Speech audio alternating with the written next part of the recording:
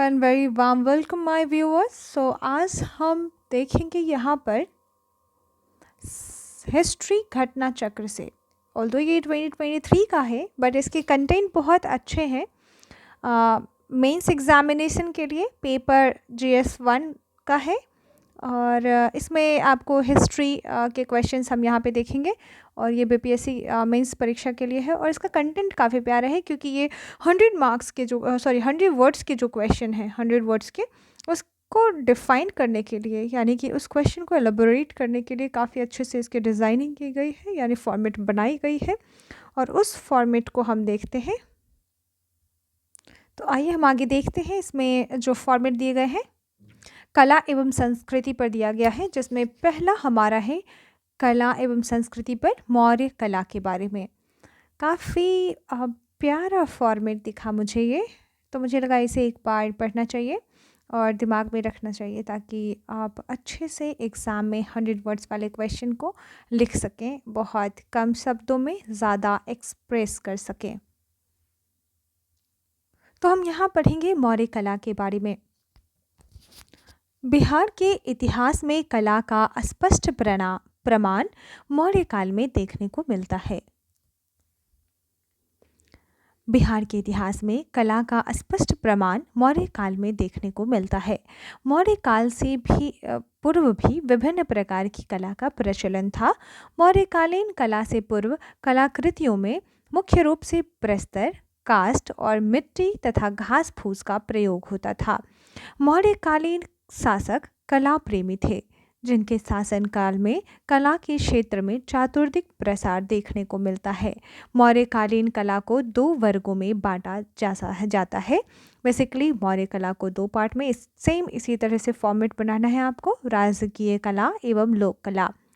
राजकीय कला की बात की जाए तो राजकीय कला में इस कला का विकास तत्कालीन मौर्य शासकों के संरक्षण में हुआ, इसलिए इसे राजकीय कला कहा जाता है। तो किसके शासन में हुआ इसका संरक्षण? मौर्य शासकों के संरक्षण में होने के कारण इसे राजकीय कला कहा जाता है। इस कला के अंतर्गत देखिए कितने अच्छे से चार्ट इस तरह से ड्रॉ करना है आपको। इस कला के अंतर्गत चंद्रगुप्त का राजप्रसाद, अशोककालीन कलाएं, गुफाएं तथा मूर्ति कलाएं आती हैं। अब बात करता है यहाँ पे चंद्रगुप्त का राजप्रसाद। क्या था चंद्रगुप्त का राजप्रसाद? इसकी विशेषता बता रहा है। चंद्रगुप्त का राजप्रसाद, चंद्रगुप्त का महल राजकीय कला का सर्वोत्कृष्ट उदाहरण है। फाहियान तथा एरियन ने इसे विश्व भर में अनुपम बताया है। वहीं एरियन तथा एलियन ने चंद्रगुप्त के राजप्रसाद को सूसा तथा एकबतना से भी भव्य बताया है। राजप्रसाद का प्रमाण वर्तमान में कुम्भरार यानी पटना से प्राप्त होता है। इसकी विशेषता क्या थी? तो इसमें 84 स्तंभ थे, एक बड़ा हॉल है और सभा भवन 140 फुट लंबा तथा 120 फुट चौड़ा है। नगर के चारों ओर खाइयां बनाई गई जिससे बाह्य आक्रमण से रक्षा हो सके।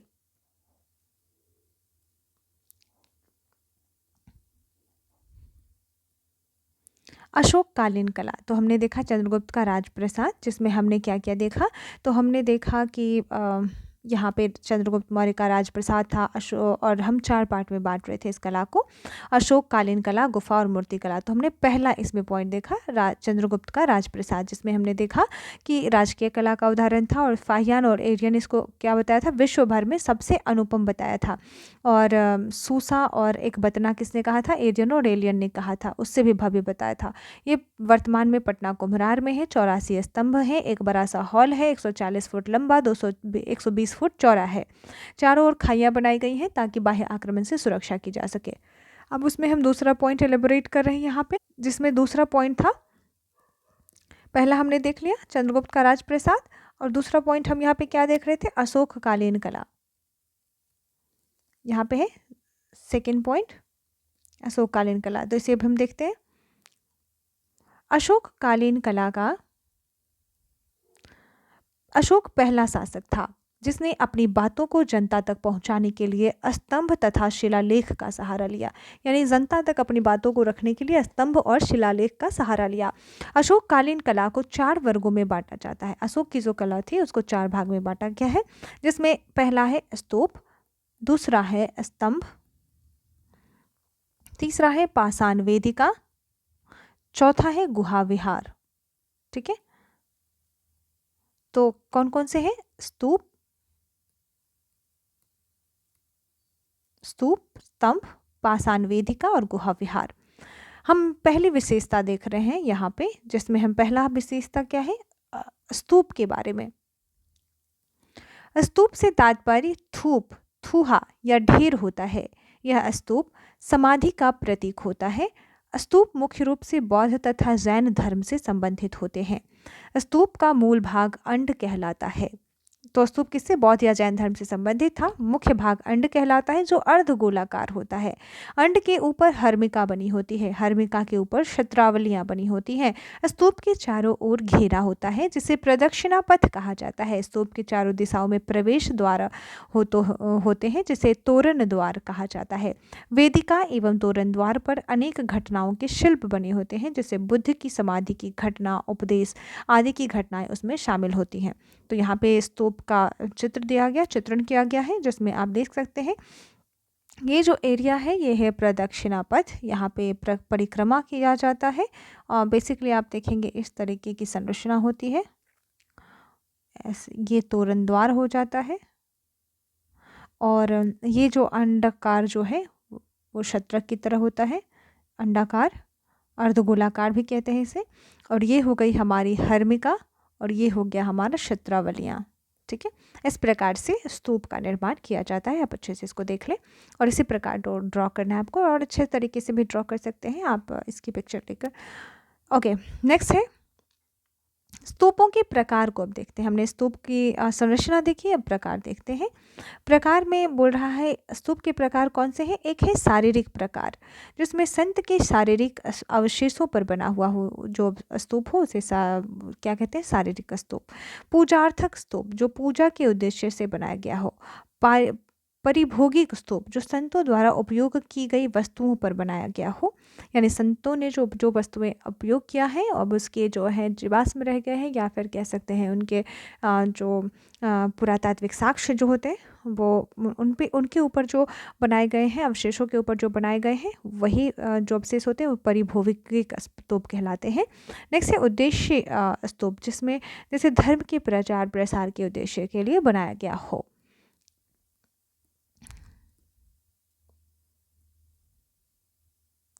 अब बौद्ध अनुश्रुति के अनुसार अशोक ने 84,000 स्तूप बनाए थे। एक ये कौन कहता है? बौद्ध अनुश्रुति में ऐसा वर्णित किया गया है कि अशोक ने 84,000 स्तूपों का निर्माण कराया, परंतु इसका प्रमाण अन्य स्रोतों से नहीं प्राप्त होता है, तो सिर्फ बौद्ध अनुश्रुति में लिखा गया है। अशोक ने मुख्य रूप से सांची का स्तूप, भरहुत का स्तूप, धमेख स्तूप, ये तीनों बहुत इंपॉर्टेंट है, आपको पुट ऑन करना होगा। सारे जितने भी अगर आप इस तरीके के आंसर्स कोट करोगे, स्तूपों के बारे में लिखोगे, तो सांची स्तूप, भरहुत स्तूप और धमेख स्तूप। धमेख स्तूप भरहुत कहाँ है? सतना मध्य प्रदेश, और धमेख सारनाथ मध्य प्रदेश, और सांची स्तूप भी मध्य प्रदेश में ही है। तीनों स्तूप मध्य प्रदेश में है। तो ये रहा आपका सांची स्तूप, ये रहा आपका भरहुत स्तूप, ये रहा तोरण द्वार, आप आसानी से देख सकते हैं। और यही जो एरिया है ये प्रदक्षिणा पथ कहलाते हैं। अर्ध अंडाकार आप देख सकते हैं संरचना, ये तोरण द्वार हो गए। और ये धमेख स्तूप, ये भी मध्य प्रदेश में सारनाथ में है। ठीक है, तो इस प्रकार हमने स्तूप देख लिया अशोककालीन कला में। अब आते हैं अशोककालीन कला का दूसरा नमूना जो है स्तंभ के रूप में। तो स्तंभ में हम क्या देखेंगे? मौर्य कला के सर्वोत्कृष्ट नमूने अशोक के एकाश्म स्तंभ हैं। विशेषताएं क्या हैं? एकाश्म अर्थात एक ही पत्थर से बनाए गए थे। स्तंभ खुले आसमान के नीचे बनाए जाते थे और स्तंभ के शीर्ष पर पशु आकृति निर्मित है। स्तंभ लाल बलुआ पत्थर से बने होते हैं। स्तंभ जो है नीचे से ऊपर की ओर पतले होते हैं। ध्यान रहे, स्तंभ जो है नीचे से ऊपर की ओर क्या होता है? पतला, नीचे चौड़ा ऊपर पतला। ये स्तंभ बिना चौकी या आधार की भूमि पर बनाए गए हैं। स्तंभ पर चमकदार पॉलिश की गई है। उदाहरण सारनाथ का स्तंभ, लौरिया नंदनगढ़ का स्तंभ, बसाड़ का स्तंभ, लौरिया अरेराज का स्तंभ, और रामपुरवा स्तंभ और वैशाली का स्तंभ। तो इस प्रकार हमने क्या देखा? कौन कौन से स्तंभ? तो विशेषता हमने क्या देखा, एकास्म यानी एक ही पत्थर के बनाए गए हैं और खुले आसमान के नीचे पशु शीर्ष पर पशु आकृति बलुआ पत्थर और पतले होते हैं, नीचे से ऊपर पतले और बिना किसी आधार के बने होते हैं, बिना चौकी आधार के बने गए हैं और चमकदार पॉलिश हो पाए जाते हैं स्तूपों पर, स्तंभों पर। तो उदाहरण हमने क्या देखा, सारनाथ का स्तंभ, लौड़िया नंदनगढ़, लौड़िया अरेराज का स्तंभ, बसाढ़ का स्तंभ, रामपुरवा स्तंभ, वैशाली का स्तंभ। तो इस प्रकार, और ये सारनाथ का अशोक स्तंभ है जिसका चित्रण यहाँ किया गया है, जो राष्ट्रीय प्रतीक के रूप में भी शामिल किया गया है। तो इस प्रकार एज इट इज़ आप पिक्चर ऐसे ड्रॉ कर सकते हैं एग्जाम हॉल में और ये काफ़ी महत्वपूर्ण होगा। ओके, नेक्स्ट हम पढ़ते हैं पाषाण वेदिका, जो तीसरा था, स्तूप, स्तंभ और तीसरा क्या था, पाषाण वेदिका। इसमें हम देखते हैं पाषाण वेदिका, मौर्यकालीन स्तूप एवं विहार पाषाण वेदिकाओं से घिरे होते थे। इसमें कुछ भग्नावशेष मिलते हैं जैसे कि सारनाथ से और बोधगया से। गुहा विहार। चौथा, मौर्य काल में चट्टानों को काटकर कंदराओं तथा गुफाओं के निर्माण की नवीन शैली का प्रारंभ हुआ। अशोक तथा उसके पौत्र दशरथ ने भिक्षुओं के उपयोग के लिए क्या किया, गुफा का निर्माण किया। उदाहरण स्वरूप सुदामा गुफा, कर्ण चौपर गुफा, विश्व झोपड़ी गुफा, लोमस ऋषि गुफा। सुदामा गुफा कहाँ है, बराबर की पहाड़ी गया में। कर्ण चौपर जहानाबाद बिहार में, कर्ण चौपर जहानाबाद बिहार में, और विश्व झोपड़ी और लोमस ऋषि, ये सारी गुफाएं बराबर की पहाड़ियों में ही हैं गया में, और जो भी फिलहाल जहानाबाद बिहार में ये सारी जगहों पर। तो देखिए यहाँ पे आप दिया हुआ है सुदामा गुफा और लोमस ऋषि गुफा। ठीक है, ओके। अब हम बात करते हैं मूर्तिकला की। मौर्यकालीन मूर्तिकला का विकास राजकीय तथा लोक कला दोनों रूपों में हुआ। राजकीय अगर मूर्तिकला की बात यहाँ पे क्या कर रही है, तो ये कह रहा है कि राजकीय और लोक कला दोनों रूप में मूर्तिकला का विकास हुआ है। ठीक है, राजकीय कला के अंतर्गत अशोक स्तंभ पर विभिन्न आकृतियाँ जैसे शेर, घोड़ा, हिरण इत्यादि का निर्माण हुआ। वहीं अगर लोक कला की बात की जाए तो मौर्य काल में राजकीय कला के साथ साथ लोक कला का भी विकास हुआ। इस कला का विकास आम जनों ने किया, इसलिए इसे जन कला या जनमानस की कला भी कहा जाता है। कलाकारों ने मृण मूर्तियों का निर्माण किया। इन मृण मूर्तियों में नर नारी की मूर्ति, यक्ष यक्षिणी की मूर्ति और पशु पक्षियों की मूर्ति का निर्माण किया गया। इस कला के अगर साक्ष्य की बात की जाए तो इस कला के साक्ष्य के रूप में परखम यानी मथुरा से प्राप्त, वेशनगर विदिशा, राजघाट वाराणसी, कुम्भरार पटना तथा हस्तिनापुर से प्राप्त होते हैं। ध्यान रहे, परखम मथुरा से, वेशनगर विदिशा से, राजघाट वाराणसी से, कुम्भरार पटना से तथा हस्तिनापुर से प्राप्त होते हैं। लोक कला के अंतर्गत धार्मिक तथा लौकिक दोनों प्रकार की मूर्तियों का निर्माण हुआ। इसने उस काल की समाज में प्रचलित विभिन्न व्यवहार को समझने में सहायता मिलती है। लोक कला के अंतर्गत यक्ष यक्षिणी की मूर्ति तथा दीदारगंज पटना से प्राप्त चामर ग्राहिणी की मूर्ति प्रमुख है। Very very important. लोक कला के अंतर्गत यक्ष यक्षिणी की मूर्ति तथा दीदारगंज पटना से जो प्राप्त हुई है चामर ग्राहिणी की मूर्ति वो प्रमुख है। अन्य मूर्तियों में धौली से हाथी की मूर्ति और पटना से जैन तीर्थंकर की मूर्ति, परखम मथुरा से यक्ष की मूर्ति प्राप्त होती है। ठीक है, ये पॉइंट्स बहुत इंपॉर्टेंट है तो इसको ध्यान में रखना होगा आपको। यक्ष यक्षिणी की मूर्ति प्राप्त हुई है पटना से, दीदारगंज पटना से प्राप्त चामर ग्राहिणी की मूर्ति प्रमुख है। यक्ष यक्षिणी और दीदारगंज पटना से प्राप्त चामर ग्राहिणी की मूर्ति। ठीक है, उसके बाद अन्य मूर्ति भी मिली है जिसमें धौली से हाथी की मूर्ति, पटना से जैन तीर्थंकर की मूर्ति और परखम जो मथुरा में है से यक्ष की मूर्ति प्राप्त होती है। ठीक है, वेरी इंपॉर्टेंट। यहाँ पे इसकी मूर्ति की फ़ोटो भी दी गई है, काफ़ी इम्पॉर्टेंट है। आगे देखते हैं। इस प्रकार हमने मौर्य कला को कंप्लीट कर लिया है ऑलमोस्ट पूरे तरीके से। तो ये फॉर्मेट काफ़ी अच्छी है, अगर आप इसे कंसीडर करते हैं एग्ज़ाम हॉल में तो definitely you will get a good marks in your examination. तो अब हम आते हैं पाल कला के दूसरे रूपों में, जो बात करती है यानी कला के दूसरे रूपों की, जो बात करती है पाल कला की।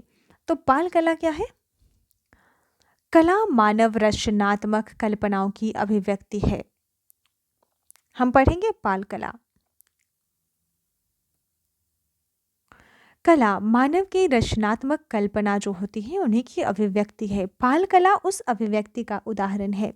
इस कला का विकास, यहाँ से आप लिख सकते हैं, 8वीं से 12वीं शताब्दी के मध्य आधुनिक बिहार, झारखंड तथा बंगाल के क्षेत्रों में पाल शासकों के समय हुआ। यह कला प्रेमी शासक थे। इसके संस्थापक गोपाल थे। इन्होंने 750 ईस्वी से 770 ईस्वी तक शासन किया और उसके पश्चात लोकप्रिय शासक धर्मपाल, जो 770 ईस्वी से 810 ईस्वी तक उन्होंने शासन किया। उसके पश्चात देवपाल 810 से 850 ईस्वी तक इन्होंने पाल कला के शासक के रूप में शासन किया। तो हम अगर देख लें शॉर्ट में, तो इनका कार्यकाल कब से था? 8वीं से 12वीं शताब्दी, वेरी इंपॉर्टेंट, 8 to 12 सेंचुरी। और इनका क्षेत्र क्या था? तो के मध्य में बात करें, 8 से 12वीं शताब्दी के मध्य इनका क्षेत्र आधुनिक बिहार, झारखंड और बंगाल का क्षेत्र आता था। और इनके जो संस्थापक थे गोपाल, जो 750 से 770 ईस्वी और 770 से 810 ईस्वी धर्मपाल और 810 से 850 ईस्वी देवपाल, यानी टोटल कह सकते हैं तो 750 से 850 ईस्वी, यानी 100 साल के दरमियान की बात कर सकते हैं। 3 वर्गों में मुख्य पाल कला को मुख्य रूप से 3 वर्गों में विभाजित किया गया। और ये क्या था? स्थापत्य कला, देखिए कितने अच्छे से ड्रॉ किया गया फॉर्मेट। स्थापत्य कला, मूर्ति कला और चित्रकला ड्रॉ किया गया है। अगर हम स्थापत्य कला की बात करते हैं तो इसमें हम पाते हैं कि स्थापत्यकालीन, पालकालीन स्थापत्य मुख्य रूप से 2 भागों में, यानी कि ये स्थापत्य कला तो है पर ये स्थापत्य कला भी 2 भाग में बंट चुका है।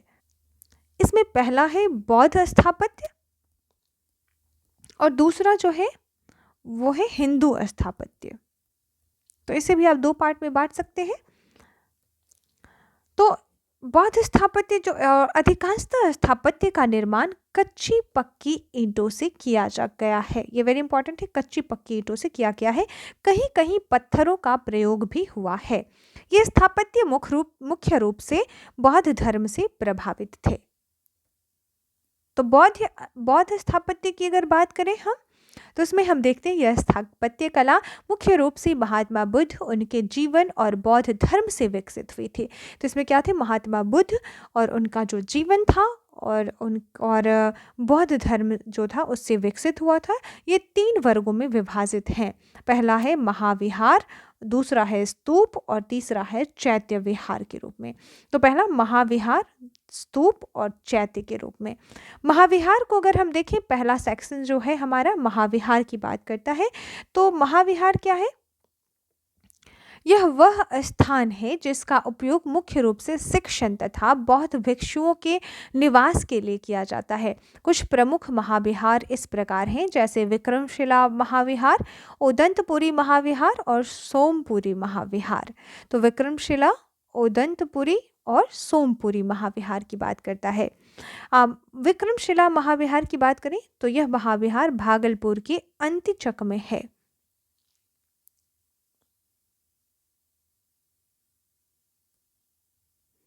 तो हमने बौद्ध स्थापत्य को भी 3 पार्ट में बांटा, महाविहार, स्तूप और चैत्य में।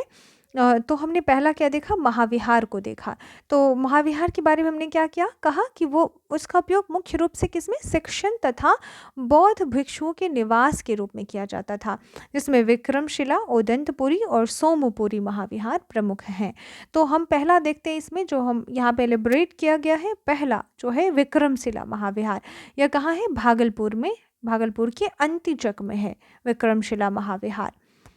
और इसका निर्माण किसने किया था विक्रमशिला का? तो धर्मपाल ने किया था। और इसके में खुले आंगन है, बड़े कमरे हैं, चौड़ा बरामदा है, 2 मंजिला भवन है। और इसकी जो संरचना है इस प्रकार से है, आप देख सकते हैं। ये महल है और ये चारों और कच्चे पक्के ईंटों से बने हैं और बड़े बड़े ये जो ब्लॉक्स हैं ये कमरे हैं। ये कमरों के साइज हैं, ब्लॉक्स की तरफ दिख रहे हैं। ये छोटे छोटे कमरे हो गए। और यहाँ पे आपका कह सकते हैं कि ये बरामदा है। ये चारों ओर जो गलियारा है ये एक बरामदा है और यहाँ प्रवेश द्वार है। तो इस प्रकार से जो है विक्रमशिला महाविहार डेवलप हुआ है। और इसकी संरचना आप एज इट इज़ बना सकते हैं एग्ज़ाम हॉल में। सेम आप इसको यहाँ से ऐसे कॉपी करो और वहाँ पे जाके पेस्ट कर दो। This is the best idea. But आपको ये ऑटोमेटिकली नहीं होना है, ये आपको मैन्युअली करना है। यह संरचना आज भी आधुनिक बिहार, बंगाल, झारखंड और पूर्वी उत्तर प्रदेश के ग्रामीण अंचल में देखी जा सकती है। कहा बिहार, बंगाल, झारखंड और पूर्वी उत्तर प्रदेश के ग्रामीण अंचल में यही संरचना देखी जा सकती है। इसके पश्चात हम बात करते हैं उदंतपुरी महाविहार की, जो दूसरा था सेक्शन। तो हमारा दूसरा था उदंतपुरी। यह महाविहार नालंदा बिहार शरीफ में स्थित है। इसका निर्माण गोपाल ने किया था। इस महाविहार को मोहम्मद बिन बख्तियार खिलजी ने 1193 ईस्वी में से 1202 ईस्वी के मध्य ध्वस्त कर दिया था। सोमपुरी महाविहार की अगर बात करें, तीसरा जो सेक्शन है हमारा सोमपुरी महाविहार। यह महाविहार बांग्लादेश की नवगांव जनपद के बादलगाछी पहाड़पुर में स्थित है। तो विक्रमशिला भागलपुर के अंतिचक में है वर्तमान में। और उदंतपुरी की बात करें तो नालंदा बिहार शरीफ में है और इसकी स्थापना गोपाल ने किया था। और मोहम्मद बिन बख्तियार खिलजी ने 1193 में इसे ध्वस्त कर दिया था, 1193 से 1202 ईस्वी के बीच। और वहीं सोमपुरी की अगर बात करें तो ये बांग्लादेश के नवगांव जनपद के बादलगाछी पहाड़पुर में स्थित है। यह वर्तमान में ध्वंस अवस्था में है और इसका निर्माण धर्मपाल ने कराया था। यह यूनेस्को के विश्व धरोहर सूची में भी शामिल साइट है। कौन? सोमपुरी। Very important here. यहाँ पर अगर हम देखते हैं तो ये सोमपुरी महाविहार की संरचना को दर्शाया गया है। ये बांग्लादेश के नवगांव जनपद में है वर्तमान में और ये ध्वंस अवस्था में है और इसे बनाया था धर्मपाल ने। ठीक है, और यूनेस्को के विश्व धरोहर सूची में इसको शामिल किया गया है। तो इसमें ये जो है आयताकार देख सकते हैं बना हुआ है। ये कह सकते हैं ये आंगन है जो चारों ओर से प्रवेश के लिए बनाया गया है। यह हमारा प्रवेश द्वार है और ये बरामदे के साइड से कह सकते हैं और यहाँ पे आयताकार कमरे हो सकते हैं।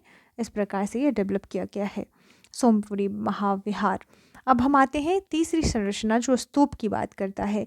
स्तूप का शाब्दिक अर्थ है थूहा यानी मिट्टी का ढेर। महात्मा बुद्ध के अवशेषों तथा उनके द्वारा उपयोग की गई वस्तुओं के एक साथ एक स्थान पर रखकर इस पर संरचना का निर्माण किया जाता है।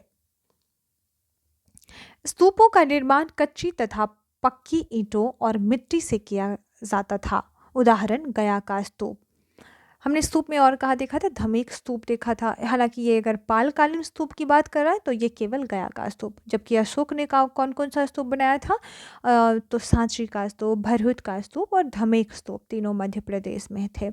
जबकि यहाँ पे पाल काल में गया के स्तूप की बात की जा रही है जो वेरी वेरी इंपॉर्टेंट है बीपीएससी के पॉइंट ऑफ व्यू से। और सेम आकृति यहाँ पे अंडाकार कह सकते हैं आप, यहाँ संरचना और यहाँ पे आपका प्रदक्षिणा पथ, ये प्रवेश द्वार जिसको तोरण द्वार भी कहा जाता है। और ये हो गई हमारी हर्मिका, ये हो गई हमारी यष्टि या छत्रिका जिसे कहते हैं और इसे हम कहते हैं मेधी। तो ये मेधी। इस प्रकार हम देख सकते हैं स्तूप की संरचना। अब हो गया चैत्य विहार। चैत्य विहार बौद्ध मंदिरों, प्रार्थना स्थलों को चैत्य विहार कहा जाता है। यानी बौद्ध धर्म में प्रार्थना स्थल जो हैं उन्हें क्या कहा जाता है, बौद्ध मंदिरों को चैत्य विहार कहा जाता है। यह मुख्य रूप से बौद्ध प्रार्थना स्थल होता है। प्रमुख चैत्य विहार कौन है? गया चैत्य विहार और नालंदा चैत्य विहार जो है ये प्रमुख हैं दोनों। तो इस प्रकार हमने बौद्ध कला को देखा, बौद्ध स्थापत्य को हमने देखा, बौद्ध स्थापत्य। अब हमारा दूसरा जो कला का रूप था वो कौन था? हिंदू स्थापत्य। अब तो हमने बौद्ध को देख लिया और इसमें हमने क्या देखा? महाविहार देखा, चैत्य देखा, महाविहार देखा और स्तूप देखा। और अब हम देखेंगे हिंदू स्थापत्य कला की बारी है, तो इसे हम आगे देखते हैं। हिंदू स्थापत्य की अगर बात की जाए तो इस स्थापत्य के अंतर्गत मुख्य रूप से मंदिर तथा भवन का निर्माण किया गया था। वर्तमान में केवल पालकालीन मंदिर के अवशेष ही प्राप्त होते हैं। तो केवल पालकालीन मंदिर के ही अवशेष प्राप्त होते हैं, जिसमें कुछ मंदिर इस प्रकार से हैं जैसे गया का विष्णुपद मंदिर, कहलगांव का गुफा मंदिर, वेरी वेरी इंपॉर्टेंट, गया का विष्णुपद मंदिर और कहलगांव का गुफा मंदिर जो कहाँ है? भागलपुर में है।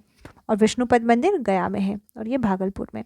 ये मंदिर कच्ची तथा पक्की ईंटों से निर्मित किए जाते थे। इस स्थापत्य पर नागर शैली यानी मंदिर निर्माण शैली का स्पष्ट प्रभाव झलकता है। तो उत्तर भारत में नागर शैली और दक्षिण भारत में द्रविड़ शैली और दोनों का मिश्रण कहलाता है वेसर शैली। ठीक है, अब हम बात करते हैं हिंदू स्थापत्य कला में मूर्ति कला की बात करते हैं, जो बहुत इंपॉर्टेंट है। मूर्ति कला पाल काल की एक मुख्य विशेषता थे। नालंदा निवासी धीमन लाल और विट्ठल पाल, ये जो उनका पुत्र था विट्ठल पाल, धीमन लाल और विट्ठल पाल दो पिता पुत्र थे। धीमन लाल पिता और विट्ठल पाल पुत्र थे। और इन दोनों ने मूर्ति कला ये क्या थे, प्रमुख मूर्तिकार थे। ये दोनों गोपाल तथा धर्मपाल के समकालीन थे। गोपाल जो पाल वंश का संस्थापक है और धर्मपाल के समकालीन थे। इस मूर्ति कला को दो वर्गों में विभाजित किया जाता है। एक हो गया कांस्य मूर्ति कला और दूसरा हो गया प्रस्तर या पत्थर की मूर्ति कला। अब हम पढ़ेंगे कांस्य मूर्ति कला के बारे में। यह मूर्ति कला कांसा यानी मिश्र धातु होती है, जिसे तांबा जस्ता टीन के मिश्रण से बनाया जाता है। पालकालीन मूर्तियां जो है वो सांचे में ढालकर बनाई जाती थी। ये मूर्तियों की एक नई शैली का प्रारंभ हुआ था मूर्तिकला की। ये मूर्तियां अत्यधिक अलंकरण युक्त होती थी, यानी इनका अलंकरण काफ़ी अच्छा होता था, अत्यधिक अलंकृत होती थी और सांचे में ढालकर बनाई जाती थी। और मूर्तियों पर बौद्ध धर्म का अत्यधिक प्रभाव था। इस कला के अंतर्गत बुद्ध, बोधिसत्व, अवलोकितेश्वर, मंजूश्री, मैत्रेय, तारा, जमला, हथग्रीव आदि की मूर्तियों का निर्माण किया गया। तो किसका? बुद्ध, बोधिसत्व, अवलोकितेश्वर, मंजूश्री, मैत्रेय, तारा, जमला, हथग्रीव आदि की मूर्तियों का निर्माण किया गया। हिंदू मूर्तियों का भी निर्माण किया गया, परंतु इसकी संख्या बौद्ध मूर्तियों से कम है। इनमें मुख्य रूप से सूर्य, गणेश, विष्णु, बलराम, उमा महेश्वर की मूर्तियों का निर्माण किया गया। तो हिंदू मूर्तियों में सूर्य, गणेश, विष्णु, बलराम और उमा महेश्वर की मूर्तियों का निर्माण किया गया।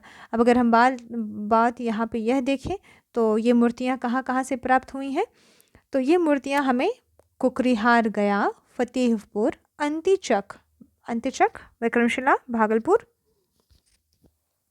से प्राप्त हुई थी, इमादपुर तथा सुल्तानगंज से प्राप्त हुई हैं। तो अगर हम इसे इतना लिखने के बाद, और सुल्तानगंज से प्राप्त प्रतिमा जो है वो वर्तमान में बर्मिंघम इंग्लैंड के संग्रहालय में संरक्षित है। तो देखिए इसे पिक्चर के द्वारा ड्रॉ किया गया है, जहाँ पे बिहार का मैप और यहाँ पे मधुबनी, मुंगेर, भागलपुर में अंतिचक था, नालंदा, बिहार शरीफ, पटना, कुकरीहार या कुम्हरार गया, यहाँ से गया कुकरीहार गया में था और कुम्हरार पटना में, और औरंगाबाद, सुल्तानगंज इत्यादि चीज़ों को यहाँ दर्शाया जा सकता है मैप के थ्रू। अब हम आते हैं प्रस्तर या पत्थर की मूर्ति कला। वो तो हमने कांसे की मूर्ति कला को देखा। अब आते पत्थर की मूर्ति कला। ये मूर्तियाँ बेसाल्ट पत्थरों से, कौन सी पत्थर है? बेसाल्ट पत्थरों से निर्मित की गई थी। ये पत्थर मुंगेर, संथाल, परगना, गया से प्राप्त होते थे। तो ये बेसाल्ट पत्थर कहाँ से प्राप्त होते थे? तो ये बेसाल्ट पत्थर हमें मुंगेर से, संथाल परगना से और गया से प्राप्त होते थे। मूर्तियों का अग्रभाग अत्यधिक सुंदर और अलंकृत बनाया गया है। ये मूर्तियाँ मथुरा शैली, जो मूर्ति निर्माण शैली है, से प्रभावित थे। इसमें सूर्य के प्रतीक, गणेश, बलराम आदि, वराह आदि की मूर्तियों का निर्माण प्रमुख रूप से हुआ है। कुछ मूर्तियाँ सामान्य जनजीवन से भी प्रभावित होकर बनाई गई, जिनमें मृण मूर्तियाँ, मिट्टी के खिलौने, यक्ष यक्षिणी आदि प्रमुख हैं। कलात्मकता का उत्कृष्ट उदाहरण क्या है? तो श्रृंगार करती हुई स्त्री की मूर्ति जो है कलात्मकता का उत्कृष्ट उदाहरण है, जिसमें स्त्री तख्ती पर, ये जो स्त्री की बात कर रहे हैं, जो स्त्री श्रृंगार करती हुई है, वो बहुत ही बेस्ट कलाकृति है। तो इसमें इसकी विशेषता बता रहा है कि स्त्री तख्ती पर बैठी हुई है, दाहिना पैर बाएं पर रखा हुआ है, यानी दाहिना पैर जो है बाएं पैर के ऊपर रखा हुआ है, शरीर झुका हुआ है, एक हाथ में आईना है और इसमें देखकर वह श्रृंगार कर रही है। शरीर को आभूषणों से ढककर सुंदरता को और आकर्षक बनाया गया है। अब हम बात करते हैं चित्रकला की। तो चित्रकला इस काल की एक प्रमुख कला थी। इस चित्रकला को दो वर्गों में विभाजित किया जाता है। तो इस पालकालीन चित्रकला जो थी वो 2 भाग में विभाजित किया जाता है और इसमें एक था पांडुलिपि चित्र और दूसरा था भित्ति कला चित्र। पांडुलिपि चित्रों की अगर बात की जाए तो पांडुलिपि चित्रण प्रमुख रूप से तारपत्रों, ताम्रपत्रों पर किया गया था। चित्रण के लिए लाल, काला, नीली रंगों का अत्यधिक प्रयोग हुआ था। Red, black and blue, red, black and blue, लाल, काला और नीले रंगों का प्रयोग हुआ था। प्रमुख पांडुलिपि चित्र में है अष्टसहस्रिका, प्रज्ञा पारमिता और पंचरक्षा चित्र। तो अष्टसहस्रिका, प्रज्ञा पारमिता और पंचरक्षा चित्र जो है प्रमुख है पांडुलिपि चित्रों में। ये चित्रण वर्तमान में कैम्ब्रिज विश्वविद्यालय के पुस्तकालय में संरक्षित हैं। इन चित्रों पर धर्म का स्पष्ट प्रभाव झलकता है। वहीं अगर हम भित्ति चित्र की बात करें, क्योंकि हमारे 2 चित्र की बात की थी हमने, एक पांडुलिपि चित्र, दूसरा भित्ति चित्र, तो पांडुलिपि चित्र में हमने क्या देखा, ताम्रपत्र, तारपत्र और ताम्रपत्र, लाल, काला, नीले रंगों का प्रयोग। और इसके जो प्रमुख उदाहरण हमने देखे क्या थे, अष्टसहस्रिका, प्रज्ञा पारमिता और पंचरक्षा चित्र। अब हम देखते हैं धर्म का स्पष्ट प्रभाव, हम देखते हैं भित्ति चित्र को। भित्ति चित्रण मुख्य रूप से गुफाओं में दीवारों पर या किसी वस्तु पर किया जाता था। तो गुफा में किस पर किया जाता था, दीवारों पर या फिर किसी वस्तु पर किया जाता था। ये चित्र दीवारों पर बनाए जाते थे। चित्रों में पशु, फूल, मानव तथा ज्यामिति के चित्रों का चित्रण किया जाता था। सराय टीला, नालंदा से भित्ति चित्र के उत्कृष्ट उदाहरण प्राप्त हुए हैं। कहाँ से, वेरी इंपॉर्टेंट, सराय टीला, नालंदा। कुछ चित्र बौद्ध जो औरंगाबाद से भी प्राप्त हुए हैं। इन चित्रों पर अजंता और बाघ गुफा का प्रभाव देखा जा सकता है। तो इस प्रकार विगत सालों में जो प्रश्न पूछे गए हैं उसका यहाँ पे वर्णन किया गया है। पालकालीन मूर्ति कला एवं स्थापत्य कला की मुख्य विशेषता बताएं जो आप इसके थ्रू बता सकते हैं। दूसरा जो क्वेश्चन है इसमें पूछा गया, इसे भी हम बाद में पढ़ेंगे, हालांकि चलिए मैं इसको पढ़ देती हूँ। पालकालीन मूर्ति कला और स्थापत्य कला की विशेषताएं बताएं। तो 8वीं से 12वीं सदी के मध्य बिहार तथा बंगाल के क्षेत्र में तथा पाल शासकों ने सफलतापूर्वक शासन किया। इन शासकों में गोपाल संस्थापक जो 750 ईस्वी से 770 ईस्वी, धर्मपाल तथा देवपाल ने लगभग 100 वर्षों तक शासन किया। यह शासक कला प्रेमी थे। पालकालीन कला की मुख्य विशेषताएं निम्नलिखित हैं जो इस प्रकार हैं। पत्थर तथा कांस्य प्रतिमाओं के व्यापक निर्माण के साक्ष्य मिलते हैं। पालकालीन कांस्य प्रतिमाएं सांचे में ढली होती थी। बौद्ध तथा हिंदू दोनों धर्मों से संबंधित प्रतिमाओं का निर्माण हुआ था। पालकालीन प्रस्तर मूर्तियों के निर्माण के लिए संथाल परगना, मुंगेर की पहाड़ियों में उपलब्ध काले बेसाल्ट पत्थरों का प्रयोग किया गया। पालकालीन प्रस्तर प्रतिमाएं नालंदा, राजगीर, बोधगया से प्राप्त होती हैं। प्रस्तर प्रतिमाओं में शरीर के अग्रभाग दिखाने का प्रयास किया गया है जो काफी अलंकृत होता था। स्थापत्य कला की अगर बात की जाए तो इसके साक्ष्य हमें नालंदा, विक्रमशिला, ओदंतपुरी महाविहार से प्राप्त होते हैं। नालंदा से भिक्षुओं के निवास हेतु ईंट निर्मित विहार के साक्ष्य प्राप्त हुए। यह विहार निश्चित योजना पद्धति पर निर्मित है। खुले आंगन के चारों ओर बरामदे हैं। इनके पीछे कमरे हैं जहां भिक्षु रहा करते थे। इमारतें 2 मंजिला थी और इनमें सीढ़ियों की व्यवस्था थी। अंतिचक के स्थान पर से प्राप्त विक्रमशिला महाविहार से प्राप्त ईंट निर्मित मंदिर व स्तूप के अवशेष पालकालीन स्थापत्य की विशिष्टता को और भी स्पष्ट करते हैं। दीवारों के बाहरी हिस्से पर मिट्टी की तख्तियों से सजावट की गई है जो सामान्य जीवन के दृश्य भी यहाँ उकेरे गए हैं। नेक्स्ट है कि बिहार में पाल कला की प्रधान विशेषताओं का विवरण प्रस्तुत करें अथवा पाल कला की प्रमुख विशेषताओं का आलोचनात्मक परीक्षण करें। यहाँ पे इम्पॉर्टेंट यह है कि हमें आलोचनात्मक परीक्षण करना है। तो सारी चीज़ें वही हैं, पांडुलिपि चित्रण, तारपत्र, ये सारी चीज़ें देखो आप, मैं बताती हूँ। ये इसने भूमिका लिखा इसमें पूछ रहा है प्रधान विशेषता और आलोचनात्मक चित्रण। तो मूर्तिकला के बारे में उन्होंने बताया, पत्थर काष्य प्रतिमा सांचे में बनी मूर्तियों, संथाल परगना, मुंगेर पहाड़ी, बेसाल्ट पत्थरों, और ये प्रतिमाएं जो है नालंदा, राजगीर, बोधगया से प्राप्त प्रतिमाओं, शरीर के अग्रभाग दिखाने का प्रयास, मूर्तियों में अलंकरण की प्रधानता, चित्रकला के दो रूप, पांडुलिपि और भित्ति चित्र, पांडुलिपि ताड़पत्रों पर अंत सहस्रिक, प्रज्ञा पारमित और पंचराक्ष इसके उदाहरण, सुंदर व कलात्मक भित्ति चित्र, नालंदा के सराय टीले में जो है भित्ति चित्र के उत्कृष्ट उदाहरण। भित्ति चित्रों के निर्माण की प्रेरणा अजंता तथा बाघ गुफाओं से ली गई है। स्थापत्य कला की यहाँ पे बात की जाए तो यहाँ पे पाल शासकों की निर्णायक भूमिका रही है, और इसमें इन्होंने बताया है कि नालंदा के से भिक्षुओं के निवास हेतु ईंट निर्मित विहारों के साक्ष्य। यह विहार निश्चित योजना पद्धति पर निर्मित और खुले आंगन के चारों ओर बरामदे, पीछे कमरे जहां भिक्षु रहा करते थे, इमारतें 2 मंजिला, इसमें सीढ़ियों की व्यवस्था होती थी। ध्यान रहे, इमारतें वेरी इंपॉर्टेंट, यहाँ पे इमारतें 2 मंजिला थी और इसमें सीढ़ियों की व्यवस्था थी। अंतिचक के स्थान से प्राप्त विक्रमशिला महाविहार से प्राप्त ईंट निर्मित मंदिर वस्तु के अवशेष इसकी विशेषता को दर्शाते हैं। दीवारों के बाहरी हिस्से पर मिट्टी की तख्तियों से सजावट की गई थी और सामान्य जीवन के दृश्य भी उकेरे गए थे। तो इस प्रकार हमने पाल काल को समाप्त किया। अब हम पढ़ते हैं पटना कलम चित्रकला। पटना कलम चित्रकारी की मुख्य विशेषताओं का वर्णन कीजिए।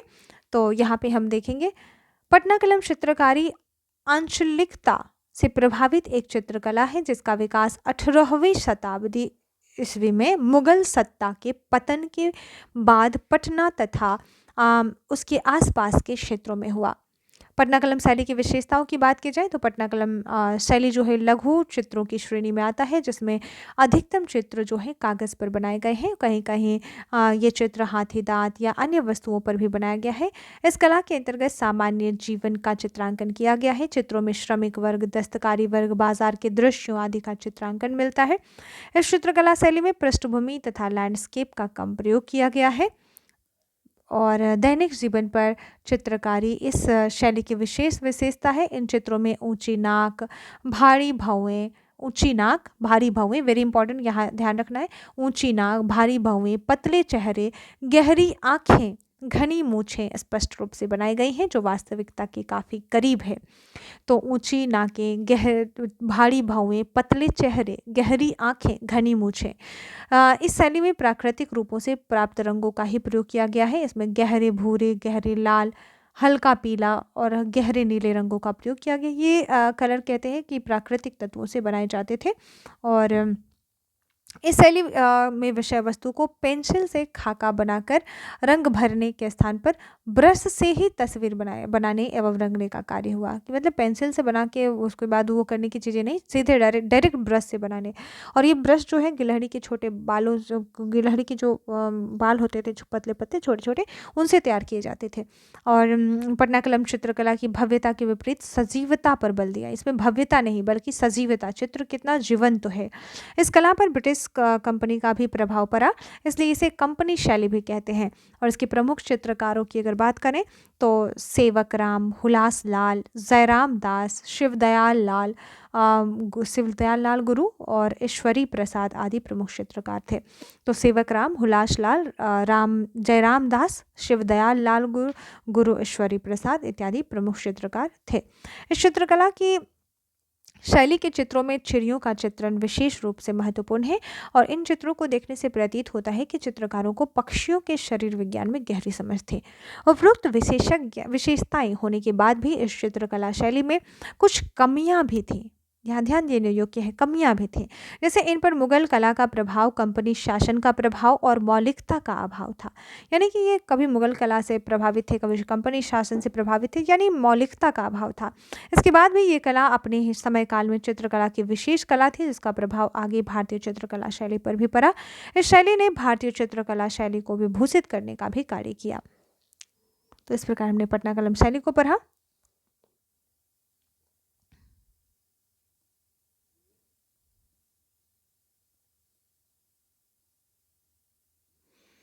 एक अन्य यहाँ पे मिलता है कि इनके तुलिकाओं में के निर्माण में पशुओं के बाल का प्रयोग किया विशिष्ट है, जिसमें हमने बताया गिलहरी के बालों का प्रयोग किया जाता था और भी अन्य पशुओं का। इस शैली के अधिकांश चित्रकार पुरुष थे सेवक राम, हुलास लाल, जयराम दास और शिव दयाल गुरु और ईश्वरी प्रसाद, ये सारे पुरुष थे। और बारीकी एवं अलंकरण इस शैली की विशिष्टता थी। 18वीं सदी के मध्य से लेकर 20वीं सदी के का आरंभ इस चित्रकला शैली का उत्कर्ष काल था। तो 18वीं से 20वीं शताब्दी। इसके पश्चात हम पढ़ते हैं मधुबनी कला के बारे में। तो मधुबनी कला की विशेषताओं का अगर हम वर्णन करें, बिहार के मधुबनी शहर के आसपास ग्रामीण महिलाओं द्वारा की जाने वाली चित्रकारी को मधुबनी चित्रकला या मिथिला चित्रकला कहा जाता है। इस चित्रकला की विषय वस्तु एक समान है और सामान्य रूप से हिंदू धर्म के धार्मिक रूपांकनों जैसे कृष्ण, राम, दुर्गा, लक्ष्मी और शिव आदि से प्रेरित है। इन चित्रकलाओं के चित्र सांकेतिक हैं। उदाहरण के लिए मछली सौभाग्य और जनन क्षमता की द्योतक है। यह चित्रकला जन्म, विवाह, त्योहार जैसे शुभ अवसरों पर चित्रित या निर्मित हुए।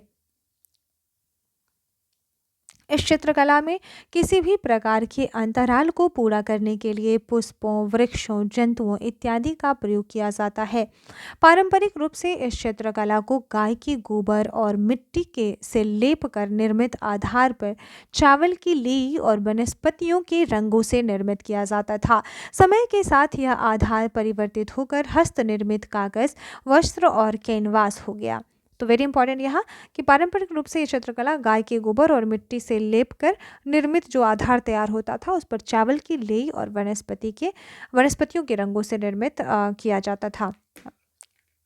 और समय के साथ यह परिवर्तित हुआ और यह हस्त निर्मित कागज, कपड़े और कैनवास पर उतर आया। यह चित्रकला द्विआयामी होती है यह क्योंकि इसमें किसी भी प्रकार की छाया का प्रभाव नहीं होता है। इस चित्रकला की अगर अन्य सामान्य विशेषताएं क्या है, तो दोहरी पंक्ति का किनारा होता है। यानी जब चित्रकला बनाई जाती है तो इस प्रकार से दोहरी पंक्ति होती है और इनका इस तरीके से किनारा होता है दोहरी पंक्ति वाला। और गहरी रंगों का प्रयोग किया जाता है। ऊपर हमने देखा अलंकृत पुष्पित पैटर्न होते हैं। काफ़ी जब एक बड़ा चित्र बना दिया जाता है, सपोज दैट मछली का चित्र बना दिया। अब इसमें जो मछली के चित्र बनाने के पश्चात जो गैप बचा है इसको फूलों से, पुष्पों से या फिर अन्य कार्य भर दिया जाता है। तो अलंकृत पुष्पी पैटर्न होते हैं। अतिरंजित मुख मुद्राएं होती हैं। इस चित्रकला के कौशल का प्रदर्शन अधिकांशतः महिलाओं द्वारा किया जाता है, ध्यान रहे, क्योंकि पटना कलम केवल अधिकांश पुरुष जो चित्रकार थे पुरुष थे। और इस चित्रकला से संबंधित महिला कलाकार जगदम्बा देवी, बुआ देवी, सीता देवी इत्यादि हैं। मधुबनी चित्रकला को जीआई टैग यानी भौगोलिक संकेतक भी प्राप्त हो चुका है। तो इस प्रकार हमने चित्रकला के जो विभिन्न रूप हैं उन्हें देख चुकी हूँ मैं। और जिसमें हमने मौर्य कला, पाल कला, पटना कलम और मधुबनी कला चित्र शैली को हमने देखा।